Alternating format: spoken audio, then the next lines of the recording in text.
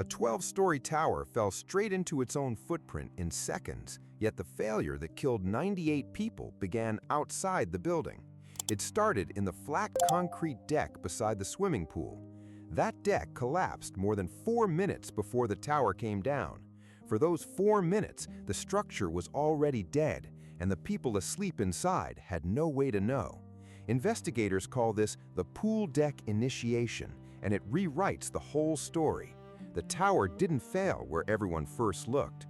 Here's the one detail that should haunt every homeowner. An engineer had already put the danger in writing. His name was Frank Morabito, a structural engineer hired to inspect the building. In October 2018, almost 3 years before the collapse, he walked the property in Surfside, Florida.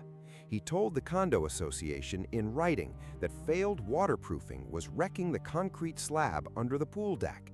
He found abundant cracking and spalling in the parking garage columns sitting directly below.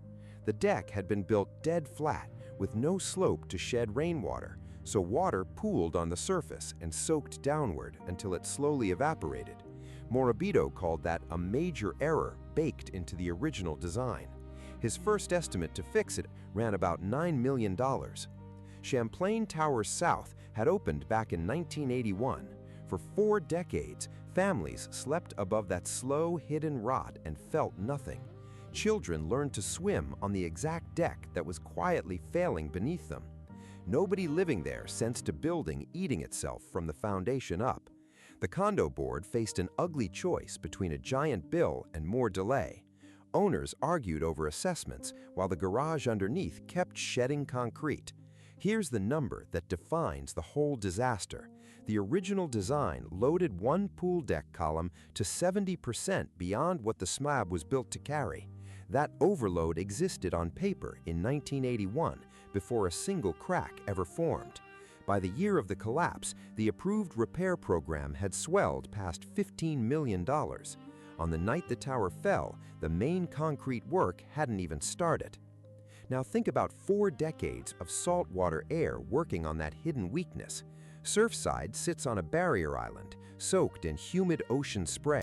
Water that should have run off the deck sat there instead, day after day. It seeped past the failed waterproofing and reached the steel buried in the concrete. The reinforcement that the first blueprint had already shortchanged began to corrode. The new oxide swells to several times the metal's starting volume as it forms. That swelling cracks the concrete from inside, then exposes fresh metal to more moisture. Engineers call this the loop of corrosion feedback, and it never reverses on its own. Every wet season made the hidden damage worse than the one before. You'd assume a slab that thick is basically permanent.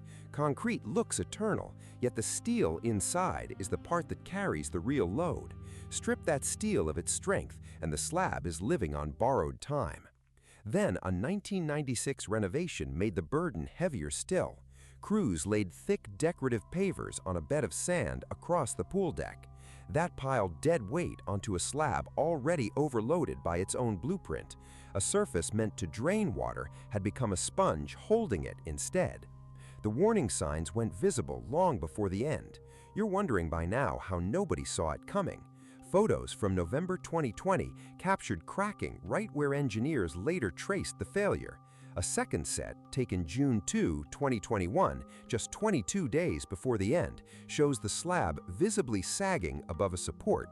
Residents reported it, yet the repairs still hadn't begun. This wasn't bad luck, it was a documented warning left to rot. Picture watching a ceiling droop over your car and being told the money was tied up in meetings.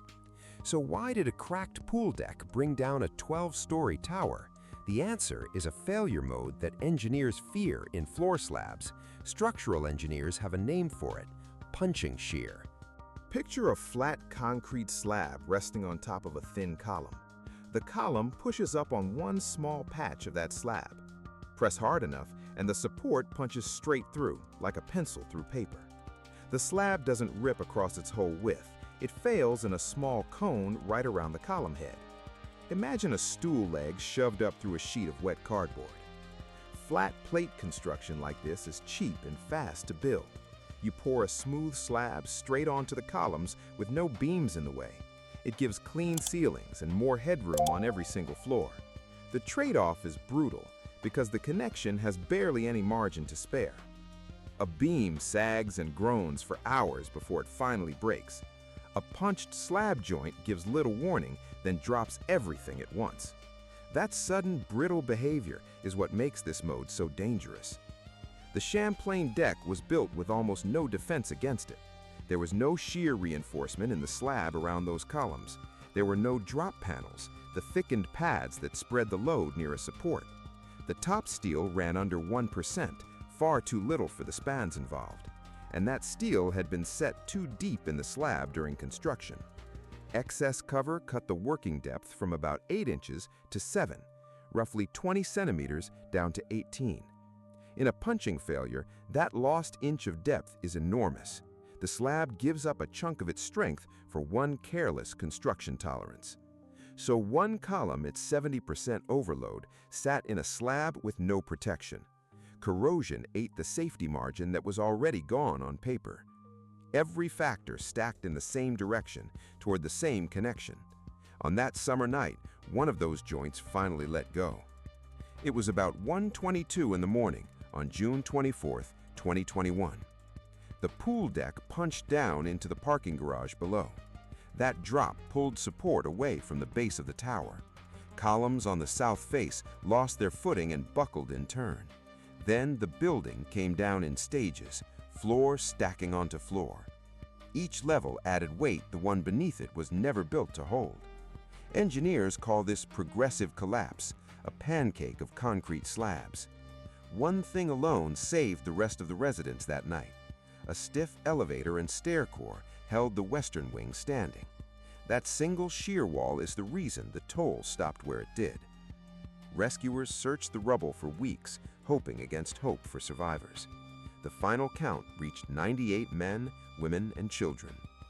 Here's what the federal investigators eventually ruled out. They found no sinkhole and no hidden voids in the limestone bedrock. Satellite scans showed no slow sinking of the ground for 5 years prior. The concrete tested at full strength, and the deep piles held. The earth under the tower was never the problem. The drawings always were. A building doesn't need an earthquake when its own blueprint is the fault line. That finding rewrote how Florida inspects its older beachfront condominiums. The state now forces structural recertification and funded reserves for repairs. The full federal report on Champlain Towers is due in 2026.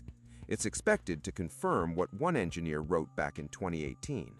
The danger was written down on paper, and the fix simply came too late. If a structure failing because nobody acted on a documented warning unsettles you, one dam failed exactly the way its engineers predicted it would. That full breakdown is right here on Sketchy Science.